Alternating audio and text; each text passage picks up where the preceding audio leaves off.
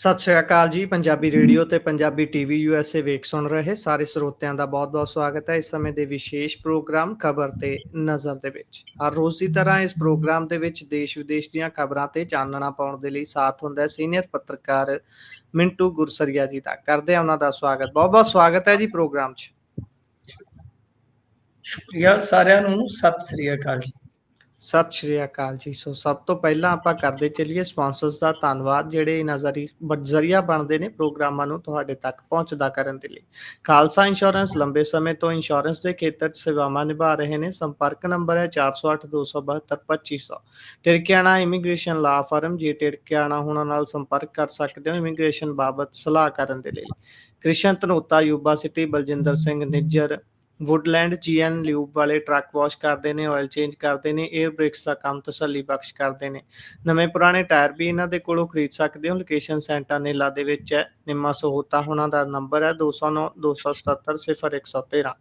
Jaswinder Singh Nagra Roswell, Avtar Singh Sangha Yuba City, Baldev Singh Kang Yuba City. ਬਹੁਤ ਬਹੁਤ ਧੰਨਵਾਦ ਹੈ ਇਹਨਾਂ ਸਾਰੇ ਸਪਾਂਸਰਸ ਦਾ। ਸੋ ਹੁਣ ਰੁਖ ਕਰਦੇ ਹਾਂ ਜੀ ਖਬਰਾਂ ਦਾ। ਮਿੰਟੂ ਜੀ, ਸਭ ਤੋਂ ਪਹਿਲੀ ਖਬਰ ਤੇ ਜੇਕਰ ਆਈਏ ਤਾਂ ਅੱਜ ਕਹਿੰਦੇ 1 ਘੰਟੇ ਤੋਂ ਵੀ ਵੱਧ ਸਮਾਂ ਰਾਹੁਲ ਗਾਂਧੀ ਹੁਣੀ ਬੋਲੇ ਨੇ। ਉਹਨਾਂ ਨੇ ਕਰੀਬ 30 ਜਾਂ ਉਸ ਤੋਂ ਵੱਧ ਸਲਾਈਡਾਂ ਦਿਖਾ ਕੇ ਇਲੈਕਸ਼ਨ ਕਮਿਸ਼ਨ ਤੇ ਭਾਜਪਾ ਦੀ ਮਿਲੀ ਭੁਗਤ ਦੀ ਸਾਂਝ ਪਾਈ ਹੈ। ਕਹਿੰਦੇ ਵੀ ਇਹ ਮਿਲੇ ਹੋਏ ਨੇ, ਅੱਗਿਓਂ ਹੁਣ ਮੋੜਵਾਂ ਜਵਾਬ ਆਉਂਦਾ ਜਾਂ ਨਹੀਂ ਇਹ ਤਾਂ ਸਮਾਂ ਦੱਸੂਗਾ। ਪਰ ਰਾਹੁਲ ਗਾਂਧੀ ਅਸਲ ਦੇ ਵਿੱਚ ਪੋਲ ਖੋਲਦਿਆਂ ਕੀ ਤੱਥ ਸਾਹਮਣੇ ਰੱਖ ਰਹੇ ਨੇ ਇਹ ਜ਼ਰੂਰ ਦੱਸਿਓ ਜੀ। ਦੇਖੋ ਗੁਰਪ੍ਰੀਤ ਜੀ, ਹਿੰਦੀ ਦਾ ਮੁਹਾਵਰਾ ਹੈ ਕਿ ਧੋਤੀ ਖੁੱਲ ਜਾਣੀ, ਯਾਨੀ ਕਿਸੇ ਬੰਦੇ ਦਾ ਐਕਸਪੋਜ਼ ਹੋ ਜਾਣਾ। ਸਾਡੀਆਂ ਕੁਝ ਖੁਦ ਮੁਖਤਿਆਰ ਸੰਸਥਾਵਾਂ ਸਨ, Reserve Bank of India, Election Commission of India, ਇਹਨਾਂ ਸਾਰਿਆਂ ਦਾ ਬੇੜਾ ਗਰਕ ਕਰ ਦਿੱਤਾ, ਪੱਠਾ ਬਿਠਾ ਦਿੱਤਾ ਇਹਨਾਂ ਲੋਕਾਂ ਨੇ। ਤੇ ਇਲੈਕਸ਼ਨ ਕਮਿਸ਼ਨ ਆਫ ਇੰਡੀਆ ਦਾ ਹਾਲ ਤੁਹਾਨੂੰ ਪਤਾ ਹੀ ਆ ਕਿ ਇਹਦੇ ਸ਼ਡਿਊਲ ਕਿਸ ਤਰ੍ਹਾਂ ਬਣਦੇ ਰਹੇ ਨੇ। ਇਹਦੇ ਵਿੱਚ ਪਹਿਲਾਂ ਵੀ ਕਿੰਨੇ ਸਵਾਲ ਖੜੇ ਹੋਏ। ਜਿਸ ਇਲੈਕਸ਼ਨ ਕਮਿਸ਼ਨ ਆਫ ਇੰਡੀਆ ਨੂੰ TN ਸੈਸ਼ਨ ਵਰਗਿਆਂ ਚਲਾ ਕੇ ਇੱਕ ਪੂਰੀ ਦੁਨੀਆ 'ਚ ਮਿਸਾਲ ਸੈੱਟ ਕੀਤੀ, ਅੱਜ ਹਾਲਤ ਇਹ ਆ ਕਿ ਰਾਹੁਲ ਗਾਂਧੀ ਨੇ ਜੋ ਫੈਕਟਸ ਰੱਖੇ ਨੇ, ਜੋ ਸਬੂਤ ਰੱਖੇ ਨੇ, ਮੈਨੂੰ ਲੱਗਦਾ ਕਿ ਜੇ ਤੇ ਕਿਸੇ ਬੰਦੇ ਦਾ ਕੋਈ ਮਾੜਾ ਮੋਟਾ ਵੀ ਦਿਮਾਗ ਕੰਮ ਕਰਦਾ ਤੇ ਉਹਨੂੰ ਸਮਝਣ ਦੇ ਵਿੱਚ ਰਤੀ ਵੀ ਕੁਤਾਹੀ ਨਹੀਂ ਹੋਣੀ ਚਾਹੀਦੀ ਕਿ ਇਲੈਕਸ਼ਨ ਕਮਿਸ਼ਨ ਆਫ ਇੰਡੀਆ ਇਸ ਦੇਸ਼ ਦੀਆਂ ਲੋਕਤਾਂਤਰਿਕ ਕਦਰਾਂ ਕੀਮਤਾਂ ਜਦੋਂ ਵੱਡੀਆਂ ਜਾ ਰਹੀਆਂ ਸਨ, ਜਦੋਂ ਟੁੱਕੀਆਂ ਜਾ ਰਹੀਆਂ ਸਨ, ਤੇ ਉਹ ਹੱਥ ਦਾ ਟੋਕਾ ਬਣ ਕੇ ਕੰਮ ਕਰ ਰਿਹਾ ਸੀਗਾ। ਮੈਂ ਜ਼ਿਆਦਾ ਤਫਸੀਲ 'ਚ ਨਾ ਜਾਵਾਂ, ਬਹੁਤ ਸਾਰੀਆਂ ਚੀਜ਼ਾਂ ਨੇ, 5-6 ਨੁਕਤੇ ਨੇ ਰਾਹੁਲ ਗਾਂਧੀ ਨੇ ਜਿਹੜੇ ਪੇਸ਼ ਕੀਤੇ ਆ। ਪਹਿਲਾ ਕਿ ਇੱਕੋ ਕਰਨਾਟਕ ਦੀ ਸੀਟ ਆ, ਜਿਹੜੀ ਮਤਲਬ ਕਿ ਕਹਿ ਲਓ ਬੰਗਲੌਰ ਸੈਂਟਰਲ, ਠੀਕ ਹੈ ਜੀ, ਇੱਕ ਵਿਧਾਨ ਸਭਾ ਮਹਾਦੇਵਪੁਰਾ, ਠੀਕ ਹੈ ਜੀ। ਤੋਂ ਮਤਲਬ ਕਿ ਇਹਨਾਂ ਨੇ ਉਹ ਸਾਰੀਆਂ ਚੀਜ਼ਾਂ ਦਾ ਅਧਿਐਨ ਕੀਤਾ ਤੇ ਜਿਹਦਾ ਨਤੀਜਾ ਇਹ ਨਿਕਲਦਾ ਹੈ ਸਰ ਕਿ ਇਹਨਾਂ ਨੇ ਜੋ ਦਾਅਵਾ ਕੀਤਾ ਕਿ 1,02,150 ਵੋਟ ਚੋਰੀ ਹੋਏ। ਡੁਪਲੀਕੇਟ ਇਹਦੇ ਵਿੱਚ ਜਿਹੜੇ ਵੋਟਰ ਸੀਗੇ 11,965 ਸੀ। ਫਰਜੀ ਤੇ ਅਨਵੈਲਿਡ ਪਤੇ ਤੇ ਜਿਹੜੇ ਵੋਟਰ ਪਾਏ ਗਏ 40,009 ਸੀ। ਇੱਕ ਪਤੇ ਤੇ ਜਿਹੜੇ ਥੋਕ ਚ ਵੋਟਰ ਬੈਠੇ ਸਨ 10,452 ਸਨ। ਜਿਨ੍ਹਾਂ ਦੀਆਂ ਤਸਵੀਰਾਂ ਅਨਵੈਲਿਡ ਕਹਿ ਲਓ ਉਹ 4132 ਤੇ ਫਾਰਮ 6 ਦਾ ਜਿਹੜਾ ਦੁਰਪ੍ਰਯੋਗ ਜਿਹਨੂੰ ਆਪਾਂ ਕਹਿ ਲਈਏ ਕੁਵਰਤੋਂ, ਉਹ 33,692 ਆ। ਹੁਣ ਇਹਦੇ ਵਿੱਚ ਕਮਾਲ ਦੀਆਂ ਗੱਲਾਂ ਨੇ ਕੁਝ। ਮੈਂ ਤੁਹਾਨੂੰ ਇੱਕ ਮਤਲਬ ਕਿ ਗੱਲ ਦੱਸਾਂ ਕਿ ਉਦਾਹਰਣ ਦੇ ਤੌਰ ਤੇ ਇੱਕ ਗੁਰਕੀਰਤ ਸਿੰਘ ਡਾਂਗ, ਜੀ ਠੀਕ ਹੈ ਜੀ, ਉਹਦੀ ਵੋਟ ਜਿਹੜੀ ਆ ਬੂਥ ਨੰਬਰ 115 ਚ ਵੀ ਆ, ਬੂਥ ਨੰਬਰ 124 ਚ ਆ, ਬੂਥ ਨੰਬਰ 125 ਚ ਆ, ਬੂਥ ਨੰਬਰ 126 ਦੇ ਵਿੱਚ ਵੀ ਆ ਜੀ। ਕਿਆ ਸਮਝੇ? ਠੀਕ ਹੈ ਜੀ। ਹੁਣ ਇੱਕ ਇੰਟਰਸਟਿੰਗ ਚੀਜ਼ ਦੱਸਦਾ ਤੁਹਾਨੂੰ ਜੀ ਕਿ ਘਰ ਦਾ ਪਤਾ ਹੈ ਹੀ ਨਹੀਂ, ਹਾਊਸ ਨੰਬਰ ਯਾਨੀ 0। ਕਦੇ ਤੁਸੀਂ ਸੁਣਿਆ ਕਿ ਹਾਊਸ ਨੰਬਰ 0 ਹੋਵੇ? ਕਦੇ ਜ਼ਿੰਦਗੀ 'ਚ ਕਿਸੇ ਘਰ ਦੀ ਤੁਸੀਂ ਜਿਹੜੀ ਹੁੰਦੀ ਆ ਡੋਰਬੈਲ ਉਹ ਵਜਾਈ ਹੋਵੇ ਤੇ ਉਹਨਾਂ ਦਾ ਹਾਊਸ ਨੰਬਰ 0 ਲਿਖਿਆ ਹੋਵੇ, ਹੈ ਕਦੇ ਤੁਹਾਡੇ ਖਿਆਲ 'ਚ ਕੋਈ ਇਸ ਤਰ੍ਹਾਂ ਦੀ ਕੋਈ ਤੁਹਾਡੀ ਮਿਸਾਲ? जी जी नहीं। 0 ਨੰਬਰ ਤੇ ਫਾਦਰ ਦਾ ਨਾਮ ਯਾਨੀ ਮੁਖੀ ਦਾ ਨਾਮ जी ਇਹਨਾਂ ਨੇ ਪਤਾ ਨਹੀਂ ZSDQ ਕੁਛ ਇਸ ਤਰ੍ਹਾਂ ਦਾ ਲਿਖਿਆ ਹੈ, ਠੀਕ ਹੈ जी ਜੀ। ਤੇ ਇੱਕੋ ਬੈਡਰੂਮ ਆ ਘਰ ਦਾ, ਦਿਖਾਇਆ जी ਗਿਆ 80 ਵੋਟਰ ਸਰ, 80 ਵੋਟਰ 80 ਮਤਲਬ ਜੇ ਆਪਣੇ ਘਰ 5 ਵੋਟਾਂ ਹੋਣ ਤੇ 3-4 ਜਵਾਕ ਵੀ ਹੁੰਦੇ ਆ ਨਾ, जी जी ਤੇ ਹਿਸਾਬ ਲਾ ਲਓ 80 ਵੋਟਰ ਦਿਖਾਏ ਗਏ ਨੇ ਇੱਕ ਮਤਲਬ ਕਿ ਘਰ ਦੇ ਵਿੱਚ ਜਿਹੜਾ ਇੱਕ ਬੈਡਰੂਮ ਦਾ, ਯਾਨੀ 100-125 ਜੀ ਵੀ ਹੋ ਸਕਦਾ। ਇਸ ਤਰ੍ਹਾਂ ਇੱਕ ਮਕਾਨ ਨੰਬਰ ਆ 791, ਯਾਨੀ जी ਇੱਕ ਕਮਰੇ ਦਾ ਘਰ ਤੇ 46 ਵੋਟਰ ਇੱਥੇ ਦੱਸੇ ਗਏ ਨੇ, ਠੀਕ 1 ਹੈ ਜੀ। BHK। ਹਾਂਜੀ 1 BHK, ਠੀਕ ਹੈ ਜੀ। हम्म ਯਾਨੀ ਫਿਰ ਜੇ ਤੁਸੀਂ ਅੱਗੇ ਆ ਜਾਓਗੇ ਅਸਪਸ਼ਟ ਤਸਵੀਰਾਂ ਜਿਹੜੀਆਂ ਉਹ 4132, ਮਤਲਬ ਕਿ ਬਹੁਤ ਸਾਰੀਆਂ ਵੋਟਰ ਸੂਚੀਆਂ ਇਦਾਂ ਵੋਟਾਂ ਜਿਨ੍ਹਾਂ ਦੇ ਵਿੱਚ ਫੋਟੋ ਹੈ ਹੀ ਨਹੀਂ, ਜੇ ਹੈ जी ਤਾਂ ਮਤਲਬ ਕਿ ਬਹੁਤ ਛੋਟੀ ਕਰ ਦਿੱਤੀ ਜਾਂਦੀ ਹੈ ਫੋਟੋ, ਜੇ ਹੈ ਤੇ ਕਈ ਫੋਟੋ ਇੱਕ ਥਾਂ ਤੇ। ਸਭ ਤੋਂ ਇੰਟਰਸਟਿੰਗ ਚੀਜ਼ ਹੈ ਫਾਰਮ 6। ਫਾਰਮ 6 ਦਾ ਮਤਲਬ ਇਹ ਆ ਕਿ ਜਦੋਂ ਤੁਸੀਂ 18 ਸਾਲ ਦੇ ਹੋ ਗਏ ਇੱਕ ਫਾਰਮ ਫੁੱਲਫਿਲ ਕਰਨਾ ਤੇ ਉਸ ਤੋਂ ਬਾਅਦ ਤੁਸੀਂ ਵੋਟ ਪਾ ਸਕਦੇ ਹੋ। ਤੇ ਕਮਾਲ ਦਾ ਇੱਕ ਮਿਸਾਲ ਇਹਦੇ ਚੋਂ ਵੀ ਨਿਕਲਦਾ ਹੈ ਸਰ ਕਿ ਇੱਕ ਬੀਬੀ ਆ ਸ਼ਕੁਨ ਰਾਣੀ, ਉਹਦਾ जी 2 ਥਾਵਾਂ ਤੇ ਵੋਟ ਆ, ਇੱਕ ਥਾਂ ਤੇ ਉਹ ਸ਼ਕੁਨ ਤੇ ਸਪੇਸ ਰਾਣੀ ਆ, ਇੱਕ ਥਾਂ ਤੇ ਉਹ ਸ਼ਕੁਨ ਰਾਣੀ ਇਕੱਠਾ ਹੀ जी ਆ, ਠੀਕ ਹੈ ਜੀ। ਇਹ 70 ਸਾਲਾਂ ਦੀ ਬੀਬੀ ਆ ਤੇ 2 ਮਹੀਨੇ ਪਹਿਲਾਂ 2 ਵਾਰ ਵੋਟ ਰਜਿਸਟਰਡ ਕਰਵਾਉਂਦੀ ਆ, ਯਾਨੀ ਫਸਟ ਟਾਈਮ ਵੋਟਰ ਆ 70 ਸਾਲ ਦੀ ਬੇਬੇ। जी 70 ਸਾਲ ਦੀ ਬੇਬੇ ਫਸਟ ਟਾਈਮ ਵੋਟਰ ਆ। ਹੁਣ ਜਾਂ ਤਾਂ ਉਹਨੇ ਪਹਿਲਾਂ ਵੋਟ ਬਣਾਈ ਨਹੀਂ ਅੱਜ ਤੱਕ, ਫਿਰ 2 ਥਾਵਾਂ ਤੇ ਕਿਵੇਂ ਬਣ ਗਈ? ਤੇ 2 ਥਾਵਾਂ ਤੇ ਉਹਨੇ ਵੋਟ ਵੀ ਭੁਗਤ ਲਈ, ਨੀਲੀ जी ਸ਼ਾਹੀ ਲੱਗਦੀ ਹੈ। ਇਹਦਾ ਮਤਲਬ ਹੈ ਕਿ ਜਾਂ ਤੇ 2 ਥਾਵਾਂ ਤੇ ਉਹਦੀ ਵੋਟ 2 ਵੱਖ-ਵੱਖ ਬੰਦਿਆਂ ਨੇ ਪਾ ਦਿੱਤੀ, ਜਾਂ ਮਤਲਬ ਕਿ ਉਹ ਚੈੱਕ ਹੀ ਨਹੀਂ ਕੀਤਾ ਉਹਨੇ, ਇੱਕ ਥਾਂ ਤੇ ਵੀ ਦੂਜੇ ਥਾਂ ਤੇ ਵੀ ਵੋਟ ਪਾ ਦਿੱਤੀ। ਤੁਸੀਂ ਇਦੋਂ ਵੱਧ ਹੇਰ ਫੇਰ ਸਰ ਕਿੱਥੇ ਦੇਖੋਗੇ? जी जी 6 ਮਹੀਨਿਆਂ 'ਚ ਇਹਨਾਂ ਨੇ ਰਿਸਰਚ ਕੀਤੀ ਆ ਸਰ, ਕੀ ਐਦੋਂ ਵੱਡਾ ਕੀ ਮੇਰੇ ਖਿਆਲ ਦੇ ਨਾਲ ਤਥਾਤਮਕ ਸਬੂਤ ਹੋ ਹੀ ਨਹੀਂ ਸਕਦਾ ਸਰ। ਤੋ ਇਹ ਹੈ ਕਹਾਣੀ। ਇਹ ਬਹੁਤ ਲੋਕ ਪਹਿਲਾਂ ਹੀ ਸਵਾਲ ਚੁੱਕਦੇ ਸਨ।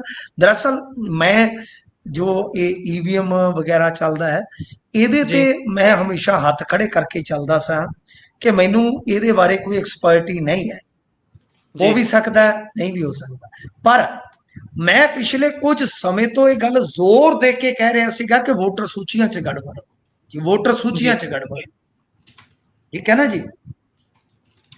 ਤਾਂ ਹੁਣ ਸਾਫ਼ ਆ ਕਿ ਮਹਾਰਾਸ਼ਟਰ ਦੇ ਵਿੱਚ ਵੀ ਜਿਹੜੀ 40 ਲੱਖ ਵੋਟ ਵਧੀ ਆ जी ਉਹਦੀ ਵੀ ਜਾਂਚ ਹੋਣੀ ਚਾਹੀਦੀ ਹੈ।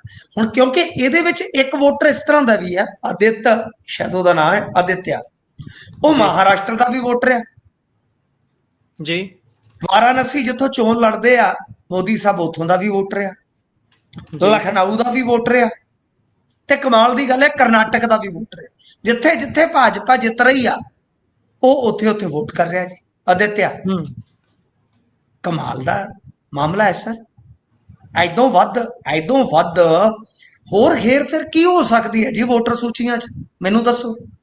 जी ਤਾਂ ਇਹ ਤੁਸੀਂ ਦੇਖ ਲਓ ਕਿ ਕਿੰਨੇ ਘੰਟੇ ਹੋ ਗਏ ਰਾਹੁਲ ਗਾਂਧੀ ਨੂੰ ਪ੍ਰੈਸ ਕਾਨਫਰੰਸ ਕੀਤਿਆਂ, ਤੁਸੀਂ ਇੱਕ ਵੀ ਕੋਈ ਠੋਸ ਦਲੀਲ ਇਹਦੇ ਵਿਰੋਧ ਦੇ ਵਿੱਚ ਵੇਖੀ ਆ ਹੁਣ जी ਕਿ नहीं ਭਾਈ ਇਦਾਂ ਕਿਵੇਂ ਹੋ ਗਿਆ ਜੀ। ਸੋ ਅਸੀਂ ਵਾਰ-ਵਾਰ ਕਹਿ ਰਹੇ ਸੀ ਕਿ ਇਲੈਕਸ਼ਨ ਕਮਿਸ਼ਨ, ਜਿਸ ਨੂੰ ਚੁਣਾਵ ਕਮਿਸ਼ਨ ਕਹਿੰਦੇ ਆ, ਕਿ ਚੂਨਾ ਕਮਿਸ਼ਨ ਬਣ ਚੁੱਕਾ ਹੈ। जी ਇਹ ਤੇ ਬਿਲਕੁਲ ਜਿੱਦਾਂ ਕਹਿ ਲਈਏ ਕਿ ਪੈਰਾਂ 'ਚ ਬੈਠ ਗਿਆ ਹੈ। ਜਿਸ ਖੁਦ ਮੁਖਤਿਆਰ ਸੰਸਥਾ ਨੇ ਇਸ ਦੇਸ਼ ਦੇ ਲੋਕਤੰਤਰ ਨੂੰ ਬਚਾਉਣ ਦਾ ਕੰਮ ਕਰਨਾ ਸੀ, ਉਹਨਾਂ ਨੇ ਲੋਕਤੰਤਰ ਹੱਥੀ ਫੜਾ ਦਿੱਤਾ ਗਲਾ ਕਟਵਾਉਣ ਵਾਸਤੇ ਕਿ ਜਾ ਗਲਾ ਕਟਵਾ। ਇਹ ਬਹੁਤ ਵੱਡੇ ਦੋਸ਼ ਆ ਔਰ ਇਹ ਰਾਹੁਲ ਗਾਂਧੀ ਹੀ ਕਰ ਸਕਦਾ ਸੀ ਸਰ। जी ਮੇਰੀ ਜਾਚੇ, ਮੇਰੇ ਨਜ਼ਰੀਏ ਮੁਤਾਬਕ, ਮੇਰੇ ਜਾਵੀਏ ਤੋਂ ਜੋ ਤੁਸੀਂ ਦੇਖੋਗੇ ਤਾਂ ਇਹ ਹੋਰ ਕੋਈ ਦੇਸ਼ ਦਾ ਬੰਦਾ ਨਹੀਂ ਸੀ ਕਰ ਸਕਦਾ। ਨਾ ਇੰਨੀ जी ਰਿਸਰਚ, ना एडी तगड़ी पेशकारी, तुसी उसको यूट्यूब ते जाके घंटा ला के देखो, बंदे ने कली कली गल स्क्रीन ते दिखा दी, जी। ग्राफिक जरिए, वोटर सूचियां दे पुलंदियां जरिए। और कमाल दा उसका प्रेजेंटेशन जिन्हों आप कहने हैं, प्रस्तुतिकरण, जी। जी। जी। पत्रकारों के सामने फिर सवालों के जवाब सारे राहुल गांधी कर सकता सी, होर किसी कोले हुंदा, किसी की जरूरत ही नहीं सी पैनी। तो कह लीए एक तरह नाल नरेंद्र मोदी सरकार वास्ते इन्होंने एक होर विपता खड़ी कर दी आ। राहुल गांधी विरोधी धिर का नेता जो है, मेरे ख्याल दे नाल हुण जे आपां वेखीए तां राहुल गांधी वाकया ही एक सार्थक भूमिका दे विच है जी। जी, ਕਹਿਣ ਦਾ ਭਾਵ ਕਿ ਹੁਣ ਉਹ ਪੱਪੂ ਨਹੀਂ ਰਿਹਾ, ਪੱਪੂ ਹੋ ਗਿਆ ਪਾਸ। ਤੇ ਹੁਣ ਜਦੋਂ ਜੀ ਪਵਾ ਰਿਹਾ ਭਾਜਣਾ, ਤੇ ਦੇਖੋ ਬਣਦਾ ਕੀ ਹੈ, ਅੱਗੇ ਕੌਣ ਖੜਦਾ। ਵੈਸੇ ਇਲੈਕਸ਼ਨ ਕਮਿਸ਼ਨ ਤਾਂ ਅੱਗੇ ਵੀ ਮੋੜਵੇਂ ਰੂਪ 'ਚ ਜਵਾਬ ਦਿੰਦੀ ਰਹੀ ਹੈ, ਇੱਥੋਂ ਤੱਕ ਕਿ ਕੋਰਟ ਤੱਕ ਵੀ ਜਾਣ ਦੀਆਂ ਗੱਲਾਂ ਹੁੰਦੀਆਂ ਰਹੀਆਂ ਨੇ। ਸੋ नहीं, ਦੇਖਦੇ वो ਆ ਇਹਦੇ ਵਿੱਚ। जवाब उन्होंने होर तरह दे सी, जी। वोटिंग मशीन ते ਜਾਂ ਹੋਰ ਚੀਜ਼ਾਂ ਤੇ, ਵੋਟਰ ਸੂਚੀਆਂ ਤੇ।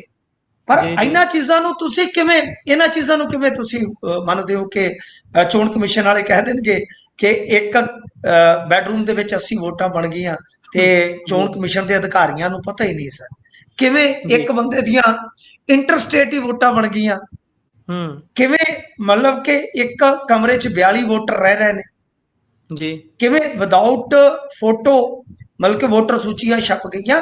ਜਾਰੀ ਇਹ ਹੋ ਕਿਤੇ ਨਾ ਜਾਂਦੀਆਂ। ਕਿਤੇ ਕਹਿ ਲਓ ਕਿ ਬਹੁਤ ਔਖਾ ਹੋ ਜਾਏਗਾ ਇਸਨੂੰ ਮੇਰੇ ਖਿਆਲ ਦੇ ਨਾਲ ਕਹਿ ਲਓ ਕਿ ਜਸਟੀਫਾਈਬਲ ਕਰਨਾ ਇਲੈਕਸ਼ਨ ਕਮਿਸ਼ਨ ਆਫ ਇੰਡੀਆ ਵਾਸਤੇ। ਜੀ, ਅੱਗੇ ਚੱਲਦੇ ਹਾਂ ਆਪਾਂ ਅਗਲੀ ਖਬਰ ਦੇ ਵੱਲ। ਜਦੋਂ ਤਾਂ ਲੈਂਡ ਪੂਲਿੰਗ ਨੀਤੀ ਤੇ ਹਾਈ ਕੋਰਟ ਦੇ ਵੱਲੋਂ ਰੋਕ ਲਗਾ ਦਿੱਤੀ ਗਈ ਹੈ। ਕਿੰਨੇ ਸਮੇਂ ਦੀ ਇਹ ਰੋਕ ਹੈ, ਤੇ ਕੱਲ ਜਿਹੜੀ ਗੱਲ ਕਹਿ ਕੇ 1 ਦਿਨ ਦੀ ਰੋਕ ਲੱਗੀ ਸੀ, ਉਸ ਦੇ ਵਿੱਚ ਹੁਣ ਕੋਈ ਤਬਦੀਲੀ ਹੋਈ ਹੈ, ਜਾਂ ਫਿਰ ਉਸੇ ਗੱਲ ਤੇ ਹਾਲੇ ਵੀ ਅੜਿੱਗ ਹੈ? ਮੈਂ ਤੁਹਾਨੂੰ ਕੱਲ ਇੱਕ ਪੈਸ਼ਨ ਗੋਈ ਕੀਤੀ ਸੀਗੀ ਕਿ ਜੀ। ਇਹ ਇੰਟਰਮ ਸਟੇ ਹੈ, ਪਰ ਜਿਹੜੇ ਜੀ। ਇੰਟਰਮ ਸਟੇ ਹੁੰਦੇ ਆ ਉਹ ਅਮੂਮਨ ਵੱਧ ਜਾਇਆ ਕਰਦੇ ਆ। ਤੁਹਾਨੂੰ ਯਾਦ ਹੋਣਾ ਮੈਂ ਇਹ ਗੱਲ ਕੱਲ ਕਹੀ ਸੀਗੀ ਜੀ। ਜੀ। ਕਿ ਜੀ। ਸੋ ਕਹਿਣ ਦਾ ਮਤਲਬ ਇਹ ਆ ਕਿ ਇਹ ਜੇ ਤਕਨੀਕੀ ਤੌਰ ਤੇ ਨੁਕਤੇ ਦੇਖੀਏ, ਸਮਝ ਆ ਜਾਂਦਾ ਹੈ ਕਿ ਇਹ ਮਾਮਲਾ ਜਿਹੜਾ ਉਹ ਅੱਗੇ ਨਹੀਂ ਵਧੇਗਾ। ਤਾਂ ਫਿਲਹਾਲ ਜੇ ਆਪਾਂ ਦੇਖੀਏ ਤਾਂ 4 ਹਫ਼ਤਿਆਂ ਲਈ ਇਹ ਜਿਹੜੀ ਲੈਂਡ ਪੂਲਿੰਗ ਪਾਲਿਸੀ ਹੈ, ਇਸਨੂੰ ਸਟੇ ਕਰ ਦਿੱਤਾ ਗਿਆ ਹੈ। ਜੀ। ਤਾਂ ਦੂਜੇ ਪਾਸੇ ਆਪਾਂ ਦੇਖੀਏ ਕਿ 1947 ਦਾ ਮਾਮਲਾ ਵੀ ਵਕੀਲਾਂ ਨੇ ਉੱਥੇ ਰੱਖਿਆ। ਕਿਸਾਨਾਂ ਦਾ ਕਹਿਣਾ ਸੀ, ਕਿਸਾਨਾਂ ਦਾ ਜਿਹੜਾ ਪੱਖ ਰੱਖਿਆ ਗਿਆ ਕਿ 1947 ਦੇ ਵਿੱਚ ਜਦੋਂ ਦੇਸ਼ ਦਾ ਬੰਟਵਾਰਾ ਹੋਇਆ, ਵੰਡ ਹੋਈ, ਤਦ ਵੀ ਕਿਸਾਨਾਂ ਨੂੰ ਨੁਕਸਾਨ ਹੋਇਆ ਤੇ ਹੁਣ ਤੱਕ ਉਹਨਾਂ ਦਾ ਕੁਝ ਵੀ ਨਹੀਂ ਹੋ ਪਾਇਆ। ਤੇ ਮੋਹਾਲੀ ਦੇ ਵਿੱਚ ਲੈਂਡ ਪੂਲਿੰਗ ਪਾਲਿਸੀ ਦੇ ਵਿੱਚ ਕੁਝ ਲੋਕਾਂ ਨੂੰ ਅਜੇ ਤੱਕ ਪਲਾਟ ਨਹੀਂ ਮਿਲੇ।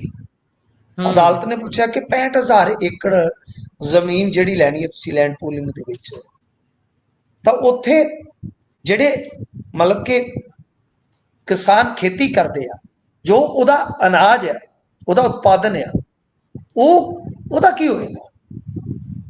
ਉਹਨਾਂ ਦਾ ਕੀ ਹੋਏਗਾ ਜਿਹੜੇ ਖੇਤ ਮਜ਼ਦੂਰ ਕੰਮ ਕਰਦੇ ਆ? ਜੀ। ਸਰਕਾਰੀ ਵਕੀਲਾਂ ਨੇ ਵੀ ਆਪਣੇ ਜ਼ੋਰਦਾਰ ਤਰਕ ਰੱਖੇ। ਇਸ ਤੇ ਅਦਾਲਤ ਨੇ ਕਿਹਾ ਕਿ ਸਰਕਾਰ ਦੇ ਕੋਲ 2 ਬਦਲ ਆ, ਜਾਂ ਤਾਂ ਇਹ ਨੀਤੀ ਵਾਪਸ ਲੈ ਲਓ ਜਾਂ ਫਿਰ ਅਦਾਲਤ ਇਹਨੂੰ ਰੱਦ ਕਰ ਦੇ। ਹਾਲਾਂਕਿ ਸਰਕਾਰੀ ਵਕੀਲਾਂ ਦਾ ਕਹਿਣਾ ਸੀਗਾ ਕਿ ਇਸ ਮਾਮਲੇ ਦੇ ਵਿੱਚ ਸਰਕਾਰ ਬਈ ਚਰਚਾ ਕਰਕੇ ਅਸੀਂ ਬਣੀ ਉਹਨਾਂ ਦੇ ਯਾਨੀ ਸਰਕਾਰ ਦੇ ਨਾਲ ਚਰਚਾ ਕਰਕੇ ਜਵਾਬ ਦਾਖਲ ਕਰਾਂਗੇ ਜੀ। ਉਹਨਾਂ ਨੇ ਕਿਹਾ ਕਿ ਫਿਰ ਚਲੋ ਤੁਹਾਨੂੰ ਅਸੀਂ ਦਿੱਤਾ 4 ਹਫ਼ਤਿਆਂ ਦਾ ਟਾਈਮ। ਹੁਣ 2 ਸਵਾਲ ਮੁੱਖ ਤੌਰ ਤੇ ਸਨਕੋਟ ਨੇ ਜਿਹੜੇ ਚੁੱਕੇ ਕਿ ਇਸ ਪਾਲਿਸੀ ਦੇ ਨਾਲ ਜੋ ਇਨਵਾਇਰਮੈਂਟਲ ਅਸੈਸਮੈਂਟ ਸਟੱਡੀ ਹੈ ਕਿ ਉਹ ਕੀ ਕਰਵਾਇਆ ਗਿਆ, ਤੇ ਦੂਜਾ ਸਵਾਲ ਸੀ ਕਿ ਖੇਤ ਜਿਨ੍ਹਾਂ ਦੇ ਆ ਉਹ ਤਾਂ ਠੀਕ ਹੈ, ਪਰ ਜੋ ਭੂਮੀਹੀਨ ਮਜ਼ਦੂਰ ਆ, ਜੋ ਜ਼ਮੀਨ ਤੇ ਨਿਰਭਰ ਆ, ਉਹਨਾਂ ਲੋਕਾਂ ਦੇ ਪੁਨਰਵਾਸ ਲਈ ਕੀ ਕੀਤਾ ਗਿਆ ਹੈ। ਠੀਕ ਹੈ ਜੀ। ਸੋ ਕਹਿਣ ਦਾ ਮਤਲਬ ਆ ਕਿ ਇਹ ਹੁਣ ਨੀਤੀ ਜਿਹੜੀ ਆ ਉਹ ਇੱਕ ਵਾਰੀ ਲਗਭਗ 1 ਮਹੀਨੇ ਵਾਸਤੇ ਠੰਡੇ ਵਾਸਤੇ ਚ ਪੈ ਗਈ। ਹੁਣ ਆਈਏ ਆਪਣੇ ਵਿਸ਼ਲੇਸ਼ਣ ਵੱਲ, ਜੋ ਇਸ ਅਪਡੇਸ਼ਨ ਦੇ ਨਾਲ ਆਪਾਂ ਅੱਗੇ ਤੋਰਦੇ ਹਾਂ। ਦੇਖੋ ਜੀ, ਉਹਨਾਂ ਨੇ ਕੀ ਕਿਹਾ, ਕੋਰਟ ਨੇ ਕੀ ਕਿਹਾ ਕਿ ਇੱਕ ਤੇ ਕੀ ਆ ਕਿ ਤੁਸੀਂ এনवायरमेंटल ਸਟੱਡੀ ਅਸੈਸਮੈਂਟ ਜਿਹੜੀ ਆ ਉਹਦੇ ਬਾਰੇ ਕਿ ਵਾਤਾਵਰਨ ਨੂੰ ਕਿੰਨਾ ਨੁਕਸਾਨ ਹੋਏਗਾ ਕਰਵਾਈ। ਦੂਜਾ ਜੀ ਉਹ ਕੀ ਕਹਿ ਰਿਹਾ ਕਿ ਭੂਮੀਹੀਣ ਮਜ਼ਦੂਰਾਂ ਦਾ ਰੀਹੈਬ ਕਿੱਦਾਂ ਕਰੋਗੇ। ਜੀ ਹੁਣ ਇਹਦੇ ਚ ਇੱਕ ਥੋੜਾ ਜਿਹਾ ਕਹਿ ਲਓ ਕਿ ਆਪਾਂ ਸਾਦਾਪਨ ਲਿਆਈਏ, ਸਰਲੀਕਰਨ ਕਰੀਏ ਇਸ ਗੱਲ ਦਾ, ਤਾਂ ਆਡੀਅנס ਨੂੰ ਬੜੀ ਆਸਾਨੀ ਨਾਲ ਸਮਝ ਆ ਜਾਏਗੀ। ਸਰਕਾਰ ਤੋਂ ਪੁੱਛਿਆ ਗਿਆ ਹੈ ਕਿ ਫਰਜ਼ ਕਰੋ ਕਿ ਗੁਰਪ੍ਰੀਤ ਕੋਲ 1 ਏਕੜ ਜ਼ਮੀਨ ਹੈ ਜੀ ਹੁਸ਼ਿਆਰਪੁਰ ਦੇ ਨਾਲ ਲੱਗਦੀ, ਜੀ ਤੇ ਉਹ ਲੈਂਡ ਪੂਲਿੰਗ ਚ ਆਈ ਆ। ਹੁਣ ਸੁਣਿਓ ਧਿਆਨ ਨਾਲ, ਜੀ ਉਸ ਏਕੜ ਦੇ ਵਿੱਚ ਗੁਰਪ੍ਰੀਤ ਸਬਜ਼ੀ ਉਗਾ ਰਿਹਾ ਹੈ, ਜੀ ਸਾਲ ਭਰ ਉਹ ਸਬਜ਼ੀਆਂ ਉਗਾਉਂਦਾ ਹੈ। ਹੁਣ ਸਬਜ਼ੀ ਲਾਉਣ ਵੇਲੇ ਉਹ ਲੇਬਰ ਸੱਦਦਾ, ਉਸ ਤੋਂ ਪਹਿਲਾਂ ਪੈਲੀ ਤਿਆਰ ਕਰਨ ਵਾਸਤੇ ਲੇਬਰ ਸੱਦਦਾ, ਉਸ ਤੋਂ ਬਾਅਦ ਸਾਂਭ ਸੰਭਾਲ ਵਾਸਤੇ ਸੱਦਦਾ, ਜੀ ਉਸ ਤੋਂ ਬਾਅਦ ਫਿਰ ਉਹਦੀ ਪਟਾਈ ਲਦਾਈ ਉਹਦੇ ਵਾਸਤੇ ਸੱਦਦਾ ਹੈ, ਤੇ ਜੀ ਅੱਗੋਂ ਫਿਰ ਉਹ ਉਸੇ ਸਾਈਕਲ ਨੂੰ ਸ਼ੁਰੂ ਕਰਨ ਵਾਸਤੇ ਤਿਆਰ ਹੋ ਜਾਂਦਾ। ਜੀ ਹੁਣ ਮੈਨੂੰ ਦੱਸੋ ਕਿ ਕਿਸਾਨ ਨੂੰ ਤੇ ਉਸ ਏਕੜ ਦਾ ਤੁਸੀਂ ਚਲੋ ਦੇ ਦਿਓਗੇ ਪਲਾਟ ਰੈਸ਼ੀ ਜਾਂ ਕਮਰਸ਼ੀਅਲ, ਪਰ ਉਸ ਜੀ ਮਜ਼ਦੂਰ ਦਾ ਕੀ ਕਰੋਗੇ ਜਿਹੜਾ ਉਸ ਕਿੱਲੇ 'ਚ ਰੋਟੀ ਖਾ ਰਿਹਾ ਸੀ। ਮਤਲਬ ਸਮਝ ਆ ਗਈ ਨਾ ਆਸਾਨੀ ਨਾਲ ਕਿ ਇਸ ਸਵਾਲ ਦਾ ਜਵਾਬ ਦੇਣਾ ਸਰਕਾਰ ਨੇ। ਤੁਸੀਂ ਸਮਝ ਲਓ ਜੀ ਕਿ ਆਪਾਂ ਜੋ ਗੱਲ ਕਰ ਰਹੇ ਆ ਕਿ ਭਾਈ ਉਹਨਾਂ ਮਜ਼ਦੂਰਾਂ ਦਾ ਕੀ ਹੋਊ, ਬਸ ਇਸ ਗੱਲ ਦਾ ਹੁਣ ਜਵਾਬ ਚਾਹੀਦਾ ਹੈ। ਤੋ ਇਸ ਕਰਕੇ ਇਸ ਪਾਲਿਸੀ ਬਾਰੇ ਆਪਾਂ ਲਗਾਤਾਰ ਗੱਲਾਂ ਕੀਤੀਆਂ, ਖਬਰਾਂ ਕੀਤੀਆਂ। ਇੱਕ ਸੰਸਥਾ ਸੀ ਕਿ ਇਹਦੇ ਤੇ ਕਿਤੇ ਨਾ ਕਿਤੇ ਬ੍ਰੇਕ ਲੱਗੇਗੀ, ਚਾਹੇ ਯੂ ਟਰਨ ਆਵੇ ਤੇ ਚਾਹੇ ਫਿਰ ਅਦਾਲਤੀ ਯੂ ਟਰਨ ਆਵੇ। ਤਾਂ ਫਿਲਹਾਲ ਅਦਾਲਤ ਨੇ ਰੋਕ ਲਾ ਦਿੱਤੀ ਆ, ਪਰ ਮੇਰੇ ਖਿਆਲ ਦੇ ਨਾਲ ਜੋ ਆਪਾਂ ਗੱਲ ਕਹੀ ਸੀ 100 ਡੰਡੇ ਤੇ 100 ਗੰਢੇ, ਉਹ ਸਾਰਾ ਕੁਝ ਹੀ ਹੋ ਗਿਆ ਆਮ ਆਦਮੀ ਪਾਰਟੀ ਨਾਲ। ਇਹ ਕਿਆ ਸੇ ਕਿਆ ਹੋ ਗਿਆ, ਦੇਖਤੇ ਦੇਖਤੇ ਬਸ ਦੇਖਦੇ ਦੇਖਦੇ ਤੁਸੀਂ ਦੇਖ ਲਓ ਕਿ ਗੱਲ ਕਿੱਥੋਂ ਕਿੱਥੇ ਜਾ ਪਹੁੰਚੀ ਆ। ਜੀ ਜੇਕਰ ਆਪਾਂ ਇਸ ਤੋਂ ਅੱਗੇ ਚੱਲੀਏ ਤਾਂ ਸਰਕਾਰ ਦੇ ਸਾਹਮਣੇ ਮੁਸੀਬਤ ਦਰ ਮੁਸੀਬਤ ਗੱਲ ਵੱਧਦੀ ਜਾਂਦੀ ਹੈ, ਤੇ ਹੁਣ ਕਹਿੰਦੇ ਸੰਜੀਵ ਅਰੋੜਾ ਦੀ ਚੋਣ ਨੂੰ ਚੈਲੰਜ ਹੋਇਆ। ਦੇਖੋ ਸੰਜੀਵ ਅਰੋੜਾ ਇਹ ਕੈਬਨਿਟ ਦੇ ਵਿੱਚ ਚਲੇ ਗਏ, ਰਾਜ ਸਭਾ ਮੈਂਬਰ ਸੀ ਲੁਧਿਆਣਾ ਪੱਛਮੀ ਵਾਸਤੇ, ਇਹਨਾਂ ਨੂੰ ਲਿਆਂਦਾ, ਇਹਨਾਂ ਨੇ ਜਿੱਤ ਗਏ, ਚੋਣ ਜਿੱਤ ਗਏ, ਸ਼ਾਨਦਾਰ ਚੋਣ ਜਿੱਤੀ ਇਹਨਾਂ ਨੇ, ਨੋ ਡਾਊਟ। ਜੀ ਹੁਣ ਇਹਨਾਂ ਦੀ ਚੋਣ ਨੂੰ ਚੈਲੰਜ ਕਿਉਂ ਕੀਤਾ ਗਿਆ? ਜੀ ਇਸ ਵਾਸਤੇ ਕੀਤਾ ਗਿਆ ਕਿਉਂਕਿ ਪਟੀਸ਼ਨ ਕਰਤਾ ਨੇ ਇਹ ਗੱਲ ਕਹੀ ਆ ਕਿ ਦੇਖੋ ਜੀ, ਇੱਕ ਤੇ ਇਹਨਾਂ ਨੇ ਜੋ ਹੱਦ ਤੈਅ ਖਰਚਾ ਹੁੰਦਾ ਹੈ ਉਹਦੇ ਤੋਂ ਵਧੇਰੇ ਕੀਤਾ ਹੈ, ਤੈਅ ਹੱਦ ਤੋਂ। ਜੀ ਯਾਨੀ ਇੱਕ ਮਿਸਾਲ ਦਿੱਤੀ ਹੈ ਕਿ ਜਿੱਦਾਂ ਇਲੈਕਸ਼ਨ ਦਾ ਐਲਾਨ ਹੋਇਆ ਤੇ ਨੋਮੀਨੇਸ਼ਨ ਵੇਲੇ ਤੱਕ 1,40,000 ਰੁਪਈਆ ਖਰਚ ਕਰਨਾ ਹੁੰਦਾ ਹੈ, ਤੇ ਜਨਾਬ ਹੋਰਾਂ ਨੇ ਕਹਿੰਦੇ ਕਿ ਕੁਝ ਘੰਟਿਆਂ 'ਚ ਹੀ ਉਡਾਤੇ ਸਨ। ਫਿਰ ਉਹਨਾਂ ਨੇ ਇੱਕ ਹੋਰ ਗਰਾਊਂਡ ਦਿੱਤਾ ਕਿ ਇਹਨਾਂ ਨੇ ਇਹਨਾਂ ਕਮਰਸ਼ੀਅਲ ਜਿਹੜੇ ਯੂਨੀਪੋਲ ਹੁੰਦੇ ਆ ਉਹ ਇੰਨੇ ਜਿਹੜੇ ਤੁਹਾਨੂੰ ਪਤਾ ਹੋਰਡਿੰਗ ਟਾਈਪ ਲੱਗੇ ਹੁੰਦੇ ਆ ਸ਼ਹਿਰਾਂ 'ਚ, ਔਰ ਲੁਧਿਆਣੇ 'ਚ ਬਹੁਤ ਵੱਡਾ ਠੇਕਾ ਚੱਲਦਾ ਕਿ ਜਿਹੜੇ ਉਹ ਯੂਨੀਪੋਲ ਇਸਤੇਮਾਲ ਕੀਤੇ ਨੇ ਐਡਵਰਟਾਈਜ਼ਮੈਂਟ ਵਾਸਤੇ, ਉਹ ਬਿੱਲ ਹੀ ਘੱਟੋ ਘੱਟ 4 ਕਰੋੜ ਦਾ ਬਣਦਾ ਹੈ। ਯਾਨੀ ਜੋ ਤੈਅ ਹੱਦ ਖਰਚਾ ਹੈ ਇਲੈਕਸ਼ਨ ਦਾ ਕਿਸੇ ਵੀ ਉਮੀਦਵਾਰ ਦਾ, ਕਿ ਇਹ ਉਹਦਾ ਬਿਲਕੁਲ ਉਲੰਘਣ ਹੈ। ਦੇਖੋ ਜੇ ਇਹ ਗੱਲਾਂ ਸਾਬਤ ਹੋ ਗਈਆਂ, ਇਕੱਲਾ ਯੂਨੀਪੋਲ ਵਰਤਣ ਵਾਲਾ ਹੀ ਫੰਡਾ ਜੇ ਸਾਫ਼ ਹੋ ਗਿਆ ਕਿ ਇੰਨੇ ਪੈਸੇ ਬਣਦੇ ਸਨ ਪ੍ਰਚਾਰ ਵਾਸਤੇ, ਬੜਾ ਕਸੂਤਾ ਕਰ ਜਾਣਗੇ। ਦੂਜੀ ਚੀਜ਼, ਹਾਲਾਂਕਿ ਇਸ ਤਰ੍ਹਾਂ ਦੀਆਂ ਜਿਹੜੀਆਂ ਚੁਣਾਵੀ ਪਟੀਸ਼ਨਾਂ ਹੁੰਦੀਆਂ ਨੇ ਉਹਨਾਂ ਦੇ ਵਿੱਚ ਜੋ ਕਾਮਯਾਬੀ ਦਰ ਹੁੰਦੀ ਆ ਉਹ ਮਸਾ ਲਾ ਲਓ ਕਿ ਕੋਈ 1-2% ਹੀ ਹੋਏਗੀ, ਜ਼ਿਆਦਾ ਨਹੀਂ। ਪਰ ਅਰੋੜਾ ਸਾਹਿਬ ਇੱਕ ਹੋਰ ਮੁਸ਼ਕਲ 'ਚ ਵੀ ਘਿਰ ਸਕਦੇ ਹੈ। ਤੁਹਾਨੂੰ ਪਤਾ ਹੀ ਆ ਹੈਮਟਨ ਹੋਮਸ, ਇਹਨਾਂ ਨੂੰ ਕਮਰਸ਼ੀਅਲ ਪਲਾਟ ਮਿਲੇ ਸਨ ਉਦਯੋਗ ਲਾਉਣ ਵਾਸਤੇ, ਇਹਨਾਂ ਨੇ ਫਿਰ ਉਹਨਾਂ ਤੇ ਹਾਊਸਿੰਗ ਪ੍ਰੋਜੈਕਟ ਉਸਾਰਿਆ, ਅੱਜ ਆਲੀਸ਼ਾਨ ਆ, ਕਮਾਈ ਕਰ ਰਹੇ ਆ, ਸੁੱਖ ਨਾਲ ਕੰਮ ਧੰਦਾ ਅੱਛਾ ਹੈ, ਚੰਗੀਆਂ ਲਾਚੀਆਂ ਵੇਚ ਰਹੇ ਨੇ। ਵੇ ਮੈਂ ਗਾਣਾ ਸੀਗਾ ਨਾ, ਤੂੰ ਲੌਂਗ ਵੇ ਮੈਂ ਲਾਚੀ, ਤਾਂ ਚੰਗੀ ਲੌਂਗ ਚੱਲ ਰਹੀ ਹੈ ਇਹਨਾਂ ਦੀ ਅੱਜ ਕੱਲ੍ਹ। ਇਹਨਾਂ ਨੇ ਹੈਮਟਨ ਹੋਮਸ ਜੋ ਕੰਪਨੀ ਹੈ ਇਹਨਾਂ ਦੀ, ਮਤਲਬ ਉਹਦੇ ਵਿੱਚ ਹੈਂਪਟਨ ਹੋਮਸ ਦਾ ਮਤਲਬ ਕਿ ਜੋ ਕੰਮਕਾਰ ਸੰਭਾਲਦੀ ਕੰਪਨੀ, ਜੀ ਹੈਂਪਟਨ ਹੋਮਸ ਇੱਕ ਪ੍ਰੋਜੈਕਟ ਦਾ ਨਾਮ ਹੈ। ਕੰਪਨੀ ਜਿਹੜੀ ਆ ਉਹ ਮੈਨੂੰ ਨਾਂ ਭੁੱਲ ਗਿਆ, ਮੇਰੇ ਕੋਲ ਨੋਟ ਵੀ ਹੈਗੀ ਆ। ਤਾਂ ਉਹ ਕੰਪਨੀ ਹੈ ਜਿਹੜੀ ਇਹਨਾਂ ਦੀ ਰੀਅਲ ਐਸਟੇਟ ਕੰਪਨੀ ਹੈ, ਜੀ ਉਹਦੇ ਐਮਡੀ ਅਹੁਦੇ ਤੋਂ ਹੀ ਇਹਨਾਂ ਨੇ ਅਸਤੀਫਾ ਦਿੱਤਾ। ਪਰ ਅਸਤੀਫਾ ਦੇਣ ਤੋਂ ਪਹਿਲਾਂ ਇਹ ਉਦਯੋਗ ਮੰਤਰੀ ਬਣੇ ਰਹੇ ਕੁਝ ਦਿਨ। ਜੀ ਸੋ ਇਸ ਨੂੰ ਕੌਨਫਲਿਕਟ ਆਫ ਇੰਟਰਸਟ ਮੰਨਿਆ ਜਾ ਰਿਹਾ ਹੈ ਕਿ ਜੀ ਜਿਵੇਂ ਇਹਨਾਂ ਨੂੰ ਪਤਾ ਲੱਗਿਆ ਕਿ ਮੈਂ ਇਹਦੇ ਵਿੱਚ ਫਸ ਜਾਵਾਂਗਾ, ਫਿਰ ਇਹਨਾਂ ਨੇ ਐਮਡੀ ਅਹੁਦੇ ਤੋਂ ਅਸਤੀਫਾ ਦਿੱਤਾ। ਸੋ ਮੁਸ਼ਕਲਾਂ ਅਰੋੜਾ ਸਾਹਿਬ ਵਾਸਤੇ ਜਿਹੜੀਆਂ ਜਿਉਂ ਦੇ ਤਿਉਂ ਆ। ਇੱਕ ਅਰੋੜਾ ਸਾਹਿਬ ਹੋ ਰਿਹਾ, ਇੱਕ ਜੀ ਸੰਜੀਵ ਤੇ ਦੂਜਾ ਅਮਨ, ਜੀ ਜੀ ਵੈਸੇ ਇੱਕ ਹੋਰ ਵੀ ਆ ਰਮਨ। ਜੀ ਜੀ ਠੀਕ ਹੈ ਨਾ। ਗੱਲ ਇਹ ਆ ਕਿ ਇਹ ਜਿਹੜੇ ਅਰੋੜਾ ਸਾਹਿਬ ਆ, ਅਮਨ ਅਰੋੜਾ, ਜੀ ਇਹਨਾਂ ਨੂੰ ਵੀ ਅੱਜ ਦਾ ਦਿਨ ਜਿਹੜਾ ਹੈ ਉਹ ਠੀਕ ਹੋ ਕੇ ਨਹੀਂ ਟੱਕਰਿਆ। ਇਹਨਾਂ ਨੂੰ ਵੀ ਜੋ ਬਾਜਵਾ ਸਾਹਿਬ ਨੇ FIR ਘਟਾਈ ਹੋਈ ਆ, ਉਹਦੇ ਜੀ ਵਿੱਚ ਨੋਟਿਸ ਮਿਲ ਗਿਆ ਚੰਡੀਗੜ੍ਹ ਪੁਲਿਸ ਨੂੰ। ਮੈਨੂੰ ਲੱਗਦਾ ਕਿ ਆਉਣ ਵਾਲੇ ਦਿਨਾਂ 'ਚ ਇਹ ਜਿਵੇਂ ਕਹਿੰਦੇ ਸਨ ਨਾ ਕਿ ਭਾਵੇਂ 36 ਕੇਸ ਪਾ ਲਓ, ਸਾਨੂੰ ਨਹੀਂ ਪ੍ਰਵਾਹ, ਸਾਨੂੰ ਨਹੀਂ ਪ੍ਰਵਾਹ।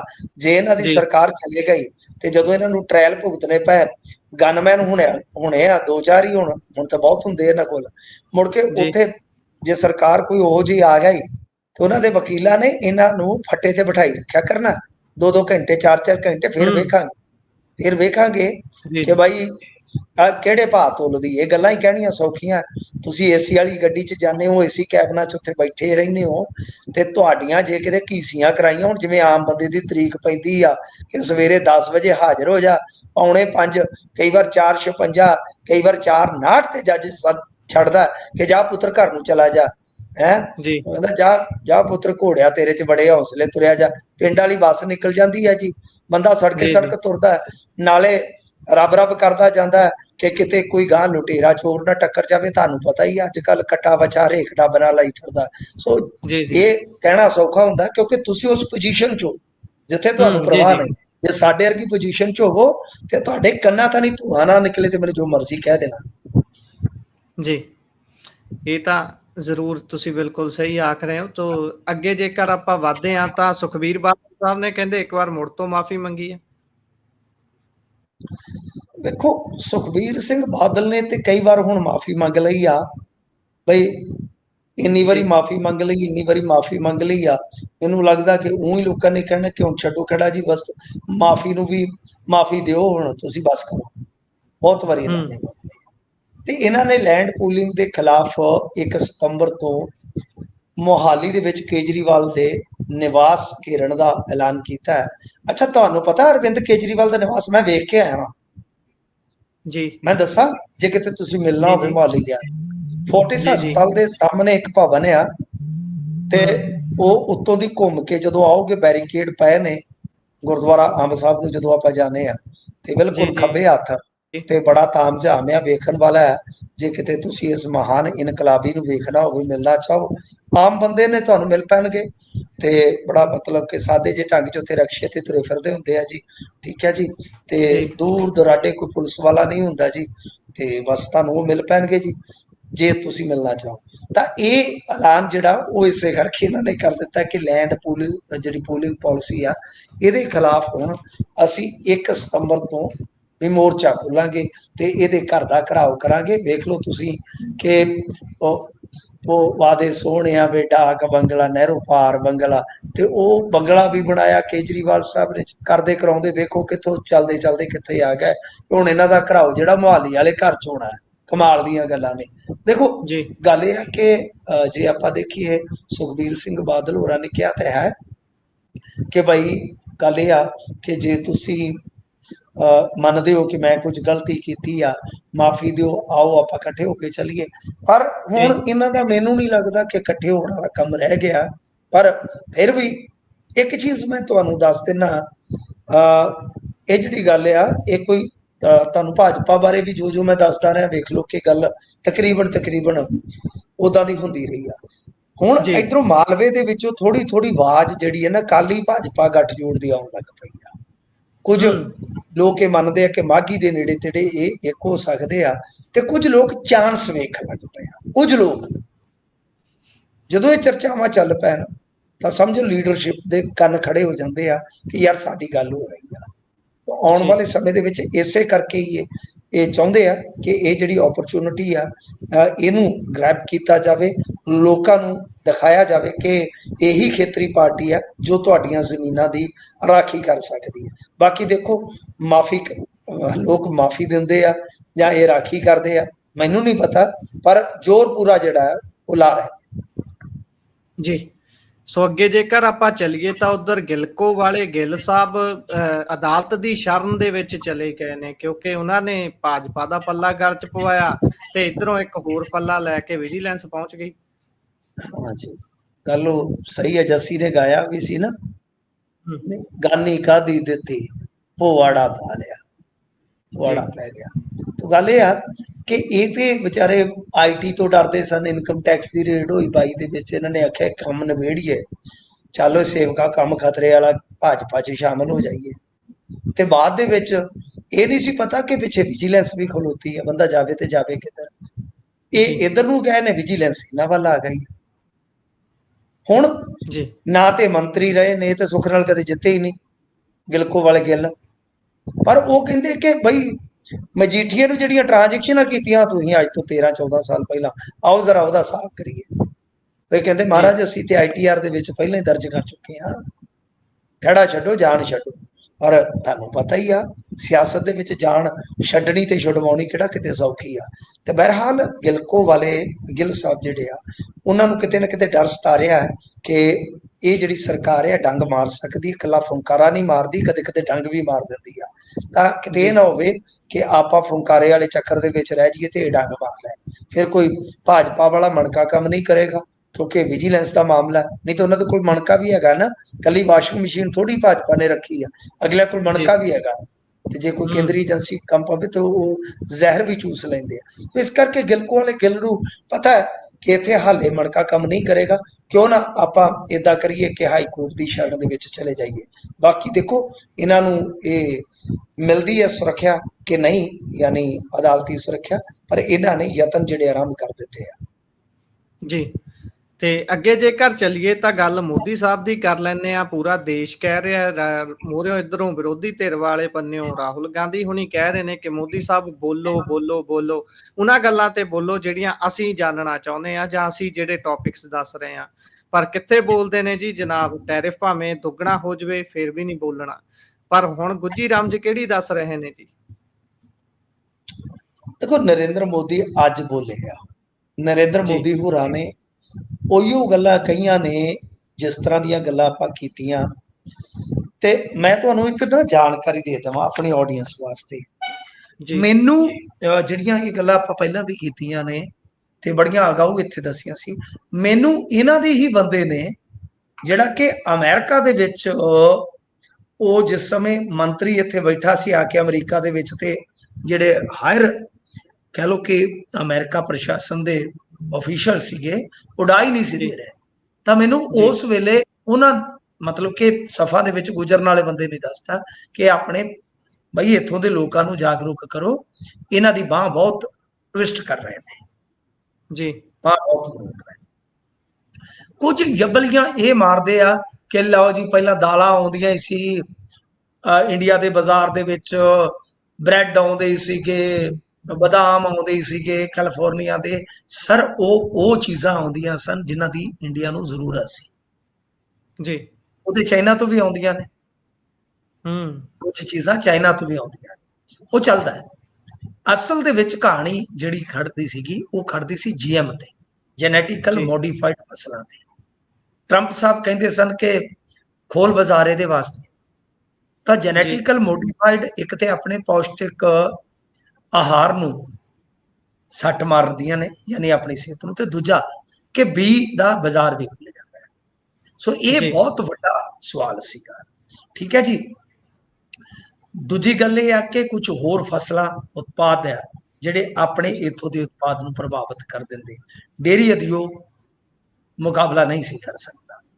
ਸੋ ਇਸ ਵਾਸਤੇ ਜਿਹੜੀਆਂ ਦਾਲਾਂ ਨੇ, ਦਾਲਾਂ ਕਿਉਂਕਿ ਆਪਣੇ ਇੰਨੀਆਂ ਹੁੰਦੀਆਂ ਨੇ, ਤਾਂ ਉਹ ਅਫਰੀਕਾ ਦੇ ਕੁਝ ਦੇਸ਼ਾਂ ਚੋਂ ਵੀ ਮੰਗਾਈਆਂ ਜਾਂਦੀਆਂ। ਮਜ਼ਾਫਿਕ ਕੁਝ ਦੇਸ਼ ਹੈ ਉੱਥੇ ਅਡਾਨੀ ਨੇ ਆਪਣੇ ਫਾਰਮ ਬਣਾਏ ਹੋਏ। ਤੁਹਾਨੂੰ ਹੋਰ ਵਿਚਲੀ ਗੱਲ ਦੱਸਾਂ, ਕਦੇ ਰਿਸਰਚ ਜੀ ਕਰਿਓ। ਅਡਾਨੀ ਨੇ ਉੱਥੇ ਜਾ ਕੇ ਪਹਿਲੀ ਲਈ ਹੋਈ ਆ, ਹੁਣ ਜੀ ਪਤਾ ਨਹੀਂ ਸ਼ਾਇਦ ਨਹੀਂ। ਤਾਂ ਖੈਰ ਅੱਜ ਇਹਨਾਂ ਨੇ ਗੁੱਜੀ ਜੀ ਰਮਜ਼ ਦਿੱਤੀ ਆ ਕਿ ਵੇਖੋ ਜੀ ਬਈ ਗੱਲ ਇਹ ਹੈ, ਟੈਰਿਫ ਦਾ ਕੋਈ ਜ਼ਿਕਰ ਨਹੀਂ ਕੀਤਾ ਇਹਨਾਂ ਨੇ। ਵੈਸੇ ਕਹਿੰਦੇ ਜੀ ਕਿ ਕਿਸਾਨਾਂ ਦਾ, ਪਸ਼ੂ ਪਾਲਕਾਂ ਦਾ ਮੈਂ ਹਿੱਤ ਪਾਲਿਆ, ਸਮਝੌਤਾ ਨਹੀਂ ਕੀਤਾ। ਯਾਨੀ ਜੀ ਟੈਰਿਫ ਤੋਂ ਬਾਈਪਾਸ ਹੀ ਹੋਇਆ, ਟਰੰਪ ਦੇ ਖਿਲਾਫ ਨਹੀਂ ਬੋਲ ਸਕਦੇ। ਨਾ ਨਾ ਨਾ ਨਾ, ਮਤਲਬ ਕਿ ਸਿੱਧਾ ਸਿੱਧਾ ਕੰਮ ਨਹੀਂ ਚੱਲਦੇ। ਹਾਂ ਇਹਨਾਂ ਨੇ ਕਿਹਾ ਕਿ ਇਸ ਦੀ ਕੀਮਤ ਮੈਨੂੰ ਸ਼ਾਇਦ ਵਿਅਕਤੀਗਤ ਤੌਰ ਤੇ ਤਾਰਨੀ ਪਊਗੀ। ਜੀ ਹੁਣ ਇਹਦਾ ਮਤਲਬ ਸਾਫ਼ ਆ ਕਿ ਹੋ ਸਕਦਾ ਮੈਨੂੰ ਗੱਦੀ ਕੁਰਬਾਨ ਕਰਨੀ ਪਵੇ। ਉਹਦੇ ਕਾਰਨ ਤੇ ਤੁਹਾਨੂੰ ਪਤਾ ਹੀ ਹੈ, ਜੀ ਇੰਟਰਨਲੀ ਵੀ ਇਹਨਾਂ ਦੀ ਪੋਲਿਟਿਕਸ ਚੱਲ ਰਹੀ ਆ। 75 ਦੇ ਹੋਣ ਜਾ ਰਹੇ ਆ, ਜੀ ਇਹਨਾਂ ਤੇ ਜੀ ਦਬਾਅ ਲਗਾਤਾਰ ਬਣ ਰਿਹਾ ਹੈ। ਇਹਨਾਂ ਦੀ ਸਰਕਾਰ ਦੀ ਪਰਫਾਰਮੈਂਸ ਡਿੱਗ ਰਹੀ ਹੈ ਲਗਾਤਾਰ, ਇਹਨਾਂ ਦਾ ਆਤਮ ਜੀ ਵਿਸ਼ਵਾਸ ਡਿੱਗ ਰਿਹਾ। ਸੋ ਇਸ ਕਰਕੇ ਇਹਨਾਂ ਨੇ ਪਹਿਲਾਂ ਹੀ ਮਾਹੌਲ ਬਣਾਉਣਾ ਸ਼ੁਰੂ ਕਰ ਦਿੱਤਾ ਹੈ ਕਿ ਦੇਖੋ ਜੇ ਮੈਨੂੰ ਤੁਰਨਾ ਵੀ ਪਿਆ ਝੋਲਾ ਚੁੱਕ ਕੇ ਫਕੀਰ ਆਦਮੀ ਨੂੰ, ਮੈਂ ਤਦ ਵੀ ਤਿਆਰ ਹਾਂ, ਕਿਉਂਕਿ ਮੈਂ ਤਾਂ ਤਿਆਗੀ ਪੁਰਸ਼ ਹਾਂ।